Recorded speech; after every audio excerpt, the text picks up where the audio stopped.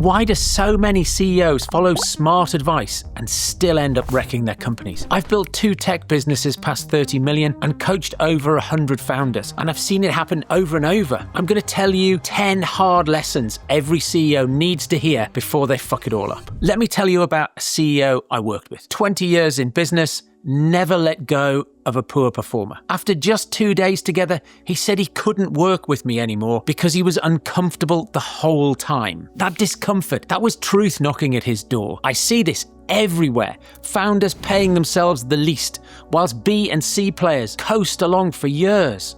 They justify it by saying, I'm investing back in the business. But let's be real, that's just the story you tell yourself to avoid tough decisions. Here's the real reason you can't pay yourself properly. You're carrying too many mediocre people. Top performers are 5 to 10 times more productive. If you had fewer better people, you'd get the same results, spend less on salary, and finally have room to pay yourself what you deserve. So if that discomfort sounds familiar, it's because you know what needs to change. Start simple. Look at your team, who's not pulling their weight. Have that honest conversation. Let go of the C players, free up those salaries, and pay yourself what you're worth. You don't need to live large, but you do deserve to live a little, and then hold the bar high for everybody, including yourself. If you're still underpaying yourself while carrying C players, you're not just broke, you're stuck. And you'll stay stuck until you learn how to lead differently. I've got 33 lessons from my best-selling book, Mind Your Fucking Business, that'll make you a better leader in 33 days. Each lesson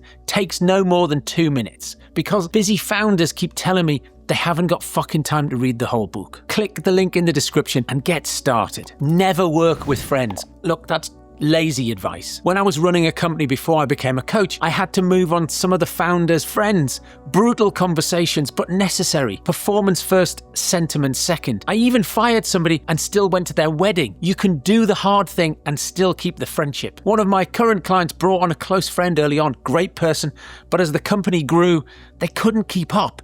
The founder knew it, the team knew it, but nobody wanted to have the difficult conversation. Eventually, they had to, and it was brutal. Afterwards, the founder said, if I'd had a time machine, I'd have gone back and I'd have done it sooner. Waiting doesn't make it easier. It just makes it more painful, and it did more damage to the business. Some people hire friends and can't fire them when they underperform, so they blame the friendship instead of their own cowardice. The problem isn't hiring friends. The problem is being too scared to have the conversation. So, look at your team. Is there somebody you're keeping because of history, not performance? Have the conversation. The longer you wait, the more it costs you, them, and everybody else. Performance first and sentiment second. One of the most misunderstood pieces of startup advice is fail fast. A client of mine once got 12 new leads from an account manager. He thought, if one person can do this, imagine if all 12 did. Let's hire a sales team and chase those vendor leads. I said, wait, hang on. Before you hire anyone, let's have a look at the other 11 account managers and see if they'll actually send you business. 4 weeks later, he came back. The other 11, useless. Only the original account manager delivered. If he'd hired a sales team, he'd have wasted 6 months and several £100,000 on a hunch. That's what fail fast really means. As Jim Collins puts it, fire bullets, small cheap tests, before you fire cannonballs. Only go big when you can see a real signal. Most founders do the opposite. They pick an idea, they fall in love with it, they keep going long after it's failed. They call it iteration, and it's not, it's just denial. This lesson is test your assumptions before you commit. If it's not working, kill it. If it isn't, double down. Next time you see a small win, is it a real signal or just a lucky shot? Test before you invest. I've worked with a company that built amazing software for care homes. Then they realized their software could also work for dentists. And since a few dentists were already using it, they thought, well, why not? More revenue. But here's what actually happened. They had to create all new marketing material for dentists, build a different value proposition, hire salespeople who would speak dentist and not care home, and the product team pulled in 2 directions, features for dentists, features for care homes, different interfaces for each. All of that cost them money and time and attention. And when it came time to sell the business, acquirers didn't value a company that did care homes and dentists. It diluted the story. Because they already had some dentist clients, they felt stuck. The sunk cost fallacy. Classic. So we killed it. We stopped selling to dentists. We stopped developing for dentists, focused 100% on care homes, but it kept coming back up. Shouldn't we sell to dentists? We're finding it hard to sell to care homes. Shouldn't we revisit this decision? Every time No, they stayed focused, and when they sold their business, they got 2 times what the founder had thought it was worth. Most founders think more revenue will fix their problems, but it won't. You don't have a revenue problem, you have a focus problem. Look at your product lineup. What's actually working? Focus your firepower there. Cut the rest, even if it's bringing in cash, especially if it's bringing in cash, because that's what makes it hard to kill. Okay. Next, I've made this mistake myself. A couple of years ago, I hired an experienced marketing manager at Monkhouse & Company, and I thought, great, they know what they're doing. I can get on with my own work. 6 months later, they'd built a website that was just garbage. The writing was off, the messaging missed the mark. It was like we were working in different companies. And looking back, I realized when we hired apprentices, we trained them, we onboarded them, we set clear expectations, but this was an experienced hire, and I just assumed they'd figure it out. I was busy, and so I sort of disappeared. And I see this all the time. A client hired a senior customer services manager recently. Same mistake. They thought, she's done this before, she'll get it. 6 months later, nothing had changed. £150,000 down the drain. Team confused, senior hire disengaged. The conclusion was, senior hires don't work. That's not the real issue. The truth here is that senior doesn't mean psychic. Even the best hires don't automatically know your customers, your standards, and your vision. That stuff needs to be taught. What actually works? You need to invest time, even with experienced people. For every senior hire, block out 2 hours, 1-to-1 per week. For the first 6 months. 1 hour is just to answer their questions and guide their work, but 1 hour is to set standards, train them on your way of doing things. I know it's a big investment, but if you skip it, they'll struggle, and so will the business. Take a look at your recent hires. Did you really onboard them, or did you just sort of point and disappear? If they're struggling, maybe it's not them, maybe it's you. I've done some work with a client who decided to go up market. They were selling to SME and mid-market companies with excellent margins, and they started landing enterprise customers. Bigger deals, bigger names. It looked like it was a success. But when we dug into the numbers, here's what we found. Those big companies demanded huge discounts. They needed more service, and instead of paying up front, they paid 30 or 60 days later. So what looked like growth was actually destroying the business. Bigger revenue, shrinking margins, higher costs, and squeezed cash flow. The founder was celebrating the big logos, and the finance team was panicking. We had to get ruthless about service delivery for those large clients. If the margin wasn't there, it wasn't worth it. Otherwise, they'd have grown themselves into bankruptcy. So here's the thing. Growth for growth's sake can kill you. What you actually need is a clear economic engine. The thing that makes you money. Think profit per customer or profit per employee. Before you chase the next big deal, ask yourself, does this improve those numbers or destroy them? Look at your customer base.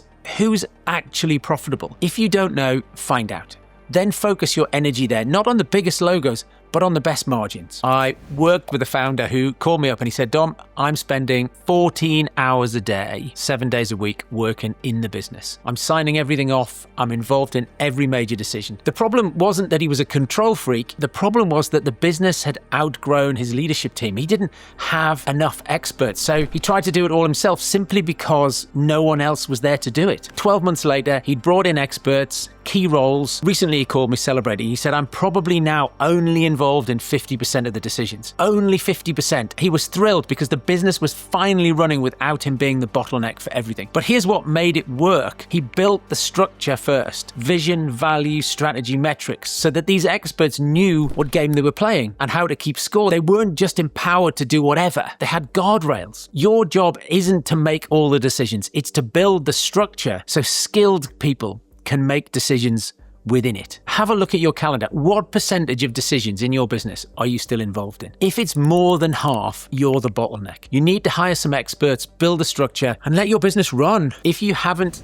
taken investment, don't build a board. Founders often rush to set up a board. They think it makes them look credible. But here's the reality. Most non-executive directors are just useless for early stage companies. They can take up your time, drain your money, drain your energy, and you waste time preparing board packs. Here's what actually works. First, get a customer advisory board. I worked with Wirehive and we invited their biggest customers every quarter and we said, look, if you ran this company, what would you do differently? And that was a complete game changer for them. Second, You can just ask for help. Macquarie Technology Group, we needed to scale the sales team, so we tracked down 20 companies who'd already cracked this code. Their leaders spent 90 minutes with us sharing exactly how they'd done it. No board meetings, no red tape, just answers. And the best part, we didn't even have to pay any of these people. Everybody loves talking about their success, so just let them. So before you even think about building a board, ask yourself, do I need one? And here's what to do instead. Think about your biggest challenge right now. Then find 5 people who've solved that problem. Invite them for coffee,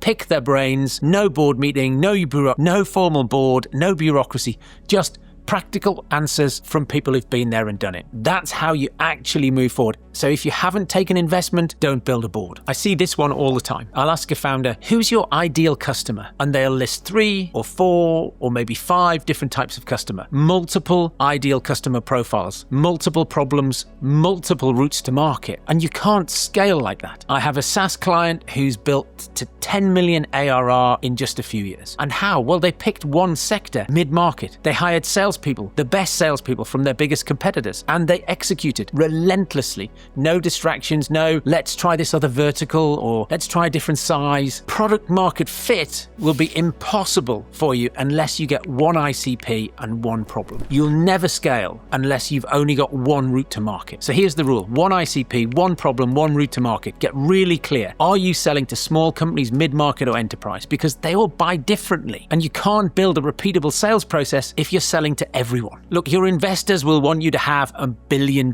market. Fine. But early on, you want the smallest winnable niche you can find. Pick one vertical, nail it, own that niche, build a case study factory, and then expand. Big markets are won by dominating small niches first. Look at your business. How many ICPs are you trying to serve? How many problems are you trying to solve? Pick one, win there first, then expand. Everyone I speak to says they have a plan. They don't have a plan. What they have is an Excel spreadsheet with a revenue line that grows over time. And that is not a plan. You don't need a 10-year plan. A 3-year plan is fine. And if you're a scale-up, you should be doubling the business every 3 years, which is 24% year-over-year growth. Early on, definitely you'll grow faster than that. The classic startup scale-up trajectory is triple, double, $1 million, 3 million, 9 million, 18 million, 36 million. And you can get all of that on one page. The one-page strategic plan, vision, purpose, your who, your what, your sandbox, who you're selling to, key metrics, and your 5 strategic pillars to scale over the next 3 years. That's it. One page, and that's enough to get you to 10 million or 20 million. Frankly, even 100 million. If you can't explain it over lunch, it's too complicated to execute on Monday. You don't need a 100-page ring binder of fantasy projections. You just need clarity. You've just heard 10 hard lessons, but there's one even more brutal. None of this matters if you're not fixing your biggest constraint. Most founders are working on the wrong problems. They're optimizing the thing that is not the real bottleneck, and that is strangling their business. And until you identify it and kill it, you're just rearranging the deck chairs on the Titanic. Watch this video next. I'll show you the exact system I use with clients to identify the biggest constraint in your business and what to do about it. Because if you don't fix this first, everything else you've just learned is wasted effort.